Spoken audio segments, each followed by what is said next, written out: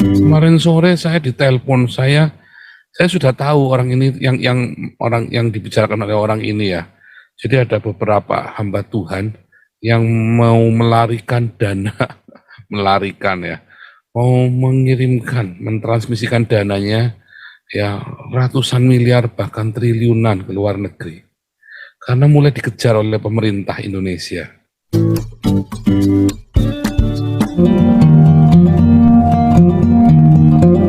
Luar biasa. Firman Tuhan selalu baru setiap hari, setiap pagi. Bagi orang-orang yang selalu mencari Tuhan dengan sungguh hati, dengan ketulusan hati. Dan tentu saja ketika digembalakan oleh hamba-hamba Tuhan yang tidak cinta uang. Karena ketika hamba-hamba Tuhan mulai cinta uang, ketika para gembala, ketika para penjagamu mulai cinta uang, maka ia tidak bisa lagi memberitakan kebenaran yang benar. Dia akan pilih-pilih kebenaran itu sesuai dengan apa yang menguntungkan dirinya. Ya, ngeri ya. Nah, hari ini kita judulnya adalah rebutan donasi. Anda jangan berpikir cuma YouTubers yang rebutan donasi ya. Wah, ini kan firman Tuhan buat pendeta, apa buat hamba Tuhan? Oh bukan, ini buat Anda. Ya, ini buat Anda. Kan saya udah bilang kalau pagi ya itu antara Anda dengan saya dengan Tuhan. Ya, Anda saya dengan Tuhan. Kalau malam Senin sampai Jumat itu antara kita dengan mereka. Ya, kalau pagi dan hari Minggu sore itu Anda saya dengan Tuhan. Nah, rebutan donasi ini mengerikan sekali, bukan hanya YouTubers, tetapi saya kemarin sore saya ditelepon, saya sudah tahu orang ini yang dibicarakan oleh orang ini ya.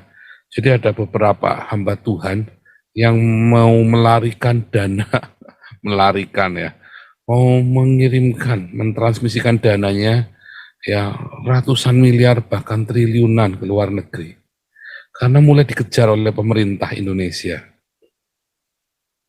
Nah, jadi pemerintah Indonesia ini hari-hari sedang mengejar masalah pajak ya, gereja-gereja besar. Silent but sure ya. Salah satunya yang ini Gilbert kemarin ya, langsung disentil sama tukang pajak, gara-gara masalah Rara langsung ditembak masalah tukang pajak ya. Itu sudah saya ini ya, saya sudah bilang dari awal tahun. Karena memang saudaraku, Anda bayangkan ya, ratusan miliar dan triliun ini, sampai triliun ya konon ya. Kalau triliun saya cukup kaget ya, kalau bilang ratusan miliar saya masih bisa terima ya. Karena memang informasi-informasi itu, saya kan dulu juga full timer di gereja, di sebuah sinode yang besar. Jadi saya ngerti ya di Mega Church, jadi saya ngerti ya. Semua yang di dalam itu perbedaan itu, waduh itu dalam-dalam kita ngerti semua lah. Namun yang saya pikirkan apa? Andai kata uang yang ratusan miliar, kalau satu orang hamba Tuhan, satu orang pendeta, satu gereja, bisa dia mentransmisikan uangnya yang ratusan miliar itu ke luar negeri. Kalau ada 5 saja, maka ratusan miliar dikali 5 kan, minim-minimnya ya 1 triliun itu tadi. Anda tahu nggak 1 triliun bisa bikin apa? Daripada dinikmati oleh 5 orang hamba Tuhan ini. Kalau 5, ya bisa 10 loh. Kalau 5 orang pegang uang triliunan dari bisnis gereja, Anda kebayang nggak bisa bikin apa dengan uang 1 triliun? Kalau ada orang kasih saya 15 miliar ya, kalau ada orang bisa kasih saya 15 miliar, saya bisa entaskan itu nias dari kemiskinan. Ya, hanya dengan 15 miliar loh. Ya, hanya dengan 15 miliar. Sudah terkonsep, sudah dipikirkan. Apalagi kalau pegang ratusan miliar triliun. Jangankan cuma nias, saudara. Selesai itu Indonesia. Masalahnya ada nggak orang-orang yang ikhlas? Nggak ada. Lawang kita dikasih uang 400 juta tiap bulan aja kita bisa kelola, kita bisa kasih makan Indonesia. Ya kan, demo, mau mau menghasut rakyat ya nggak bisa, rakyatnya kenyang, kita kasih makan, walaupun belum maksimum. Anda kebayang nggak uang yang ratusan miliar itu yang dikuasai oleh para pendeta ini, ya bisa untuk apa? Ya, saya nggak berkata bahwa wah eman-eman ya, apa namanya, harusnya pendeta-pendeta ini kan bisa untuk memberitakan Injil, ya. Saya nggak berkata untuk bangun gereja lagi ya, tapi untuk memberitakan Injil, untuk berdiakonia, bermarturia. Anda kebayang nggak betapa donasi-donasi ini akhirnya tersia-siakan dan jemaatnya apakah diberkati di dalam? Pernah suatu ketika ada seorang di Jerman, dia bilang sama saya begini, "Duh Pak Paul, saya mah kalau ngasih hamba Tuhan, saya nggak mikir hamba Tuhan ini sudah kaya atau segala macam. Saya nggak mikir, pokoknya Tuhan suruh kasih, saya kasih." Pertanyaannya, benar nggak Tuhan suruh kamu kasih? Kamu tahunya dari mana? Dari 100 suara Tuhan yang kamu dengar, apakah satu itu ada yang tepat? Atau kayongan? Kayongnya tepat, ini kelihatannya tepat. Saya banyak sekali orang ngomong mengklaim saya mendengar suara Tuhan, itu meleset ya. Kalau Anda ikutin petua nasihat saya, ya bahwa suara Tuhan itu adalah rema yang bergema, Anda tidak akan meleset. Ya, kalau Anda turutin, dulu saya pernah share ya, suara, bagaimana cara mendengar suara Tuhan, baik di embun pagi maupun di ibadah minggu sore. Ya, bagaimana mendengar suara Tuhan. Kalau Anda lakukan itu, bahwa suara Tuhan adalah rema yang bergema, karena Anda melimpah dengan rema, maka rema itu bergema dalam hidupmu, maka setiap tindakanmu itu dipengaruhi atau didrive oleh rema ini, maka Anda akan tepat. Karena saya mempraktekannya, saudara. Saya mempraktekannya ini. Dan itu suara Tuhan, tuntunan yang tepat. Saya mau kasih hamba Tuhan. Ya, itu bukan karena tiba-tiba kasih itu Paul, kasih itu Paul, kasih itu Paul, diimpeni, diapani. Bukan karena itu. Saya pernah cerita juga ya, suatu ketika saya mau tolong orang yang saya baptis ini, terus gara-gara dia nggak kuat, nggak bisa beli makanan, nggak bisa beli makan, terus dia telepon saya, ya, terus saya telepon balik, kamu nggak punya uang, nggak punya uang serupiah pun, dia bilang. Ini nelpon karena sisa pulsa. Terus oke, saya juga nggak pegang uang. Saya bilang begitu kan. Kalau beras saya ada, kamu tinggal di sini 2-3 minggu, 1 bulan. Kamu bisa makan bareng saya. Sambil saya carikan kerja. Karena di kotanya dia nggak kota kecil. Saya tinggal di kota yang lebih besar dan saya punya banyak channel kenalan-kenalan yang saya yakin bisa nemu dia kerja. Lalu saya telepon seorang aktivis gereja. Kamu bisa tolong bantu aku nggak kirim 100.000 ke orang ini? Dia tahu saya penginjilan. Dan dia tahu saya banyak ngumpulin murtadin itu di rumah saya. Dan orang ini juga tahu kalau orang ini baru saya baptis di gereja tempat dia beribadah. Saya cuma minta tolong transfer 100.000, saudara. Tolong transfer 100.000 karena saya nggak punya uang sekarang. Nah, orang ini oke, siap. Wah, begitu. Dia udah ngabarin sampai jam 1 pagi, saya pikir sudah ditransfer, sudah aman. Enggak, saudara. Jam 1 pagi dia tiba-tiba dia nelpon, saya kaget dia nelpon. Saya pikir ada apa lagi. Ini saya dari tadi nungguin di depan bank nih, di depan ATM nih. Sampai sekarang dia bilang dia nungguin dari jam 6 sore sampai jam 1 pagi sama anaknya. Ya, anak saya belum makan. Waduh, mati. Waduh, saya langsung kelagepan ya, karena saya pikir sudah ditransfer. Orang ini nggak ngapain, mesti kan kalau bilang nggak bisa kan ngomong aja kan, bilang nggak mau begitu kan. Nah, untung waktu itu terus saya kepikir, aduh saya salah, mesti saya teleponnya kakak saya saja. Oh saya bikin ini aktivis gereja, bahasa orangnya kenceng, dengar suara Tuhannya kenceng ya. Jadi saya minta tolong dia, nggak usah telepon mendadak, minta tolong kakak saya. Saya telepon kakak saya langsung ditransfer malam itu 100.000 ke orang ini. Ya sampai kaget sekali ya. Terus berapa hari kemudian dia baru ngasih tahu, aduh Pak Paul dulu nggak jadi saya transfer ya karena waktu saya mau transfer anak saya bilang Pak tanya Tuhan dulu. Terus waktu saya tanya Tuhan, Tuhan bilang jangan transfer. Ya, kalau jangan transfer, mesti kamu telepon saya bilang nggak bisa, itu kan. Saya kasih tahu Anda ya, ketika orang-orang di framing dengan kita mendengar suara Tuhan, ya, ketika Anda seharusnya Anda memberi kepada orang yang butuh makan, lalu Tuhan berkata, jangan, itu suara setan, tahu nggak? Kecuali Anda disuruh kasih utangan buat bayar cicilan motor. Nah, itu Anda harus tanya lagi sama Tuhan. Doa benar-benar. Saya disuruh bayar ini, cicilan mobil apa cicilan motornya. Ya kamu tanya Tuhan. Nah pertanyaan saya, kalau saya emang nggak usah tanya Tuhan, nggak bakal tak bayarin. Nggak usah. Kenapa? Karena cicilan mobil, cicilan motor itu bukan perintah Tuhan buat Anda bayarin. Malah Anda dibilang jangan menjadi penanggung sesamamu. Tetapi kalau masalah ngasih makan, Tuhan berkata, jangan kamu tolak orang yang datang padamu minta, sementara yang dia minta itu kamu punya. Maksudnya makanan, ya.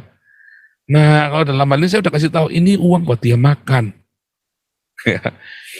Dan akhirnya singkat cerita karena dia dikasih 100.000 oleh kakak saya kirim dia ke rumah saya. Selama 1 bulan dia tinggal di rumah saya, dapat kerjaan. Istrinya juga dapat kerja, suaminya dapat kerja ya. Isinya jadi ngurusin di panti asuhan, membantu gitu ya. Jadi tukang bersih-bersih, cleaning service gitu di panti asuhan. Suaminya jadi sopir. Lumayan kan, akhirnya bisa ngekos ya. Begitu, laung anaknya rajin.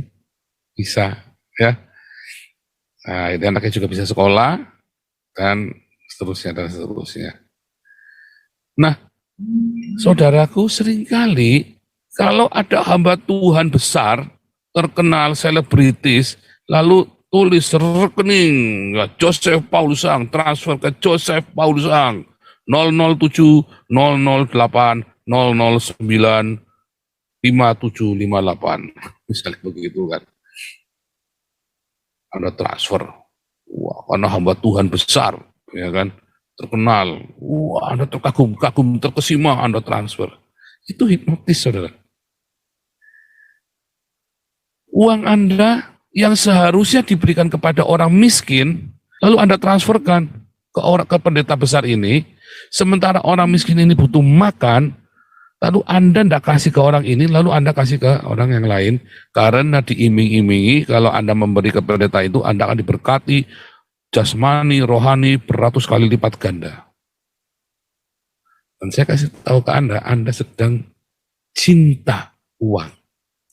Karena akar segala kejahatan ialah cinta uang. Oleh sebab memburu uang, beberapa orang telah menyimpang dari iman. Apa iman kita? Memberi makan orang miskin. Tindakan iman kita, Anda kan beriman kepada ajaran Kristus disuruh mengasihi. Tindakannya kan berdiakoni yang ngasih ke orang miskin. Lalu Anda kasih ke pendeta ini tambah kaya, orang miskin Anda lewati semuanya. Coba Anda kalau mau ngasih ke pendeta kaya, kalau masuk pendeta, kalau Anda cuma ngasih 100.000 kan tengsin kan, gengsi kan. Ngasihnya paling kan 10 juta, 20 juta kan. Coba Anda bayangin 10 juta Anda bagi makan nasi bungkus. Satu nasi bungkus 10.000. Ya, itu bisa 1.000 nasi bungkus loh itu Anda bagi. 1.000 orang malam itu makan loh. Ya kan? Pernahkah Anda kepikir seperti itu? Sulit, sungguh sulit, angel, wis angel. Hari ini firman Tuhan mengajarkan, hamba Tuhan butuh uang, saudara. Apalagi full timer kayak saya, butuh uang. Orang-orang yang hidupnya hanya dari pelayanan, kita butuh uang. Tetapi seorang hamba Tuhan harus bisa berkata cukup. Ya, itulah sebabnya saya selalu giring ke Damaris. Ya, saya selalu giring Anda untuk ngasih uang ke Damaris. Karena Damaris ini bukan buat saya, tapi buat orang-orang miskin ini. Ada beberapa orang yang private ke saya. Itu pun saya harus jaga, karena saya kan pembayar pajak. Saya membayar pajak, kalau saya penghasilannya lebih 1 tahun lebih dari 24.000 euro, maka saya bayar pajaknya besar sekali, maka uang yang Anda bayarkan ke saya harus saya bayarkan ke pemerintah. Hanya gara-gara kelebihan 500 euro, ya, saya harus uang itu, saya malah jadi tekor. Itulah sebabnya, begitu saya sudah bayar pajaknya cukup, saya langsung giring ke gereja atau ke Damaris. Jangan ke sana. Kenapa? Karena saya harus bayar pajak. Ya. Sehingga nggak kena pajak double. Alangkah lebih baik itu diarahkan untuk orang-orang yang miskin. Itu sebabnya saya selalu nanya, ini buat apa? Seorang hamba Tuhan harus bisa berkata cukup. Ya. Yaitu apa? Cukupkanlah dirimu dengan apa yang ada. Sekalipun berkat itu melimpah. Nah, itulah sebabnya hari ini, pagi ini kita belajar tentang rebutan donasi. Karena donasi ini mau diperuntukkan untuk orang miskin atau untuk hamba Tuhan. Anda sebagai bendaharanya Tuhan, Tuhan kita, Anda kalau punya uang lebih dan itu harusnya diberikan untuk berdonasi, ya prioritaskan selalu untuk orang miskin. Apabila Anda benar hati Anda digerakkan, baru Anda berikan untuk pendeta-pendeta ini. Itulah sebabnya saya tidak hidup mengandalkan donasi. Saya kerja, saudara, mengajar dengan kelas-kelas evangelis, kelas apologetik ini, supaya saya jangan mengandalkan hidup saya dari donasi.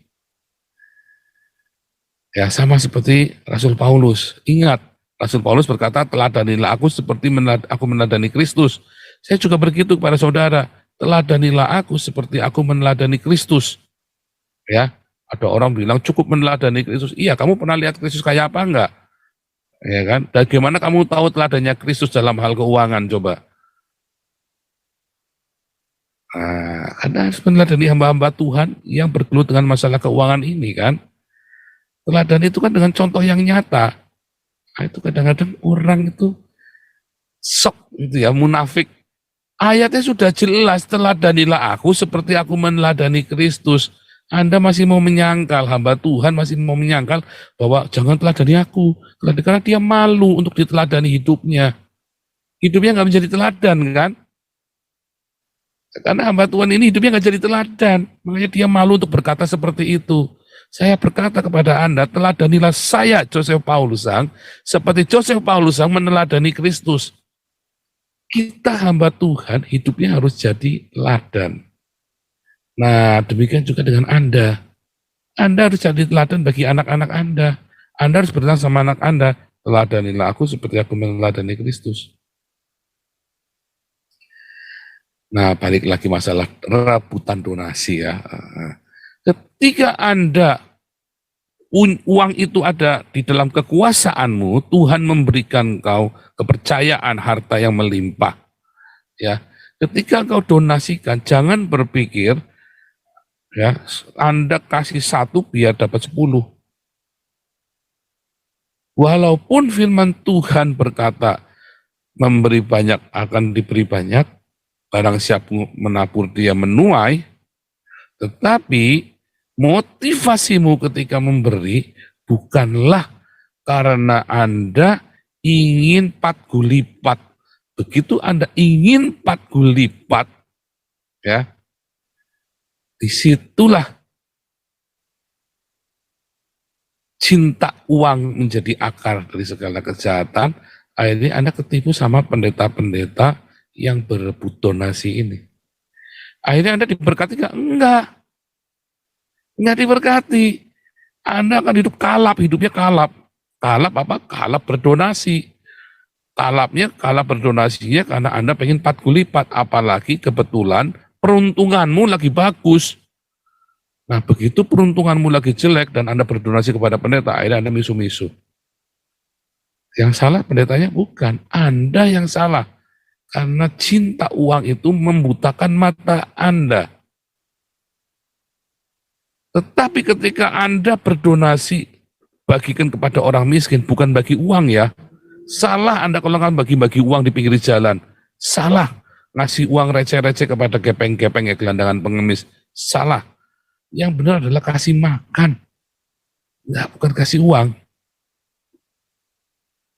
Kasih makan. Ya, dalam skala tertentu kasih uang, misalnya mau nyekolahin anak. Tapi kalau saya tetap lebih baik saya samperin sekolahnya, saya bayarin. Sebab kalau kasih uang ke bapaknya buat judi, buat beli minuman keras, buat mabuk-mabukan, nggak nyampe. Lebih baik Anda langsung ke sekolahnya kalau mau sekolahin itu anak. Begitu ya. Kalau nggak anak kecewa, wah ruwet itu istilahnya. Itulah sebabnya ya, ketika kita belajar untuk mengasihi Tuhan, Anda suka ngefans dengan hamba-hamba Tuhan, ya. Alangkah baiknya ketika Anda memang memberkati hamba-hamba Tuhan ini. Tetapi Anda harus lihat, hamba Tuhan ini bisa berkata cukup atau tidak. Hamba-hamba Tuhan ini bisa diteladani nggak hidupnya. Anda jangan sampai keblinger, hati-hati. Ketika hamba-hamba Tuhan ini jatuh karena Anda manjakan dengan materi yang melimpah, Anda yang bikin dia jatuh loh. Karena Anda yang buat dia jadi selebritis. Dan sudah banyak hamba-hamba Tuhan yang 5 tahun yang lalu yang hamba Tuhan ini saya kenal orangnya baik, rendah hati. Tiba-tiba jadi mata duitan, kalap dengan uang, rebutan donasi dengan sesama pendeta, sikut-sikutan, kalap sekali dan terang-terangan dengan tidak tahu malu, yuk tolong sumbang saya, karena saya butuh ini, butuh ini, butuh itu. Dengan tidak malu, saya sampai kaget. Oh, oh, sampai begitu. Hanya Anda yang membuatnya. Makanya, saya selalu menggiring Anda pergi untuk ke Damaris. Ya bahkan, untuk yang di Eropa pun saya selalu giring ke Hagios. Sementara saya sendiri cukup digaji dari Hagios. Karena apa? Semua donasi-donasi yang masuk ya itu akan lebih baik dikelola dengan transparan sehingga nggak membuat saya cinta uang. Saya sendiri pun tidak jadi tidak cinta uang karena saya membatasi diri saya. Pak kok dipamer-pamerin gitu? Iya, supaya Anda meneladani saya, supaya hamba-hamba Tuhan yang dengar di YouTube ini yang menjadi kan ada beberapa hamba Tuhan yang stalking saya juga, ya kan, yang selalu dengar khotbah-khotbah saya terus dicuplik buat khotbahnya sendiri kan. Boleh ya. Nggak ada royalti dan royaltinya dari surga. Saya senang kalau Anda bisa mengikuti teladan saya. Saya senang kalau hamba-hamba Tuhan ini bisa ikut teladan saya. Begitu saudara ya. Jadi ternyata yang rebutan donasi bukan cuma pendeta, Anda pun mau ikutan rebutan dengan cara apa? Dengan cara nyogok Tuhan. Ya kan? Anda mau nyogok Tuhan, masuk 1 supaya dapat 10, oh jangan. Percaya saya, Anda sumbang ke pendeta-pendeta yang besar-besar itu untuk pribadi, itu nggak akan diberkati. Ya berkatnya ya cuma Anda senang aja nyumbang dipuji-puji sama dia. Tapi ketika Anda kasih makan untuk orang miskin, Anda akan jauh lebih diberkati. Tapi ketika Anda benar-benar digerakkan oleh Tuhan untuk kasih kependetaan ke seorang pendeta, seorang hamba Tuhan, ya, Anda lihat pendeta ini, ya untuk private begitu ya, Anda lihat apakah hamba Tuhan ini berkata cukup untuk dirinya atau rakus, ya kan? Nah, kalau tidak tahu tiap harinya bagaimana, ya lihat bagaimana proyek-proyeknya dia, pertanggungjawaban hidupnya dia. Saya senang ya di beberapa gereja hamba Tuhan tidak boleh terima gratifikasi ya.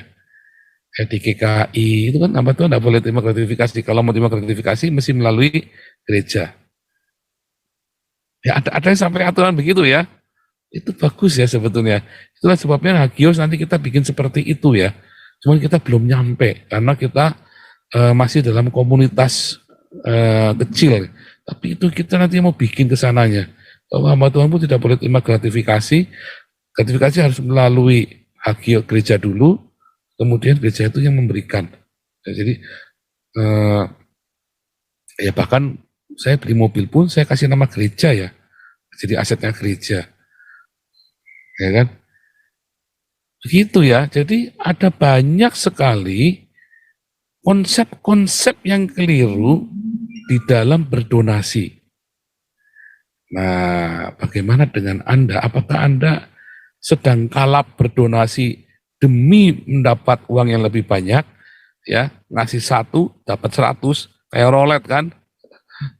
Anda sedang berjudi, Anda sedang di kasino gereja itu. Nah, makanya ada hamba Tuhan suka pergi ke kasino ya. Pelajari konsepnya, ngasih 1 dapat 100, disetting sampai yang dapat sampai yang enggak. Waduh, ngeri ya. Tapi enggak dengan Anda dengan saya. Hari ini Anda yang ada di dalam komunitas Embun Pagi. Saya berdoa agar Anda bisa diberkati Tuhan sungguh-sungguh dengan mengelola uang yang Tuhan percayakan kepada Anda dengan bijaksana. Ya, sesuai dengan apa maunya Tuhan. Sesuai dengan apa yang menjadi kehendak Tuhan dalam hidupmu. Tuhan Yesus memberkati. Haleluya.